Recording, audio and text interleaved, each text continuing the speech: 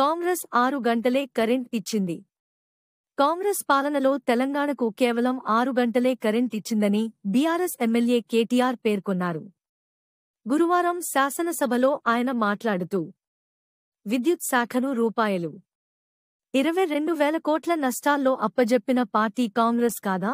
కేంద్రం అనుమతి ఇవ్వలేదు కాబట్టే నేదునూరులో గ్యాస్ ఆధారిత విద్యుత్ ప్రాజెక్టును టేకప్ చేయలేదు.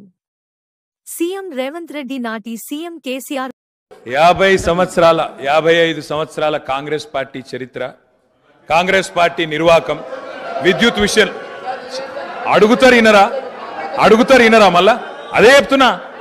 అధ్యక్ష నేను చెప్తాను, వైట్ పేపర్లో ఇలా చాలా గొప్పగా ఈ ప్రభుత్వమే స్పష్టంగా చెప్పింది అధ్యక్ష. ఏం చెప్పింది అధ్యక్ష? మాకు ప్రజలు 11 సార్లు అవకాశం ఇస్తే, 50 ఏళ్ళ అవకాశం ఇస్తే మేము ఇయ్యగలిగింది 2014 నాటికి 6 గంటల కరెంటు మాత్రమే. అంతటి అసమర్థత మాది, అంతటి చేతగానితనం మాది అని వాళ్ళే ఒప్పుకున్నారు అధ్యక్ష. చెప్పనండి అధ్యక్ష, నేనేం అన్పార్లమెంటరీ మాట్లాడతలేను, శ్వేతపత్రంలోదే మాట్లాడుతున్నా అధ్యక్ష.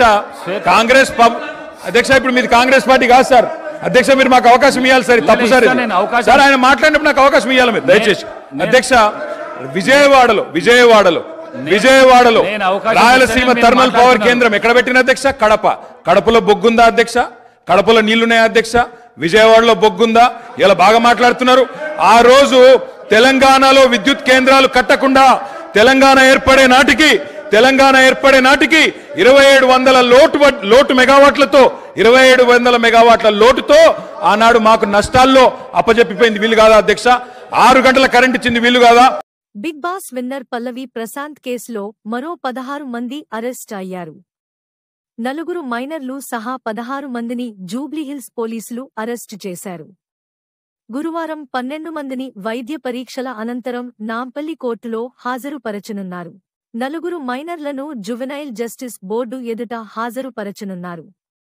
వీరంతా ప్రభుత్వ ఆస్తులను ధ్వంసం చేయడంలో కీలకంగా వ్యవహరించినట్లు పోలీసులు గుర్తించారు.